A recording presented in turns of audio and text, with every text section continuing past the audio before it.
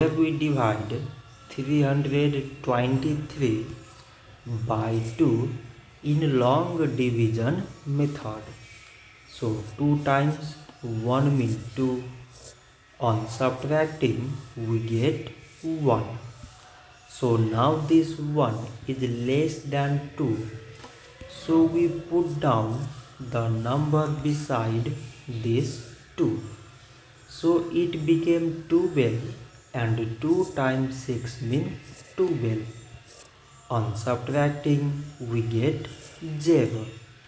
So now again we put down the number beside this 3 and we remove this 0. So 2 times 1 means 2. On subtracting we get 1. So now this 1 is less than 2 and there is no other number beside.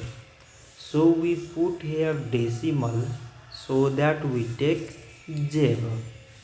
So now it became 10 and 2 times 5 means 10. On subtracting we get 0.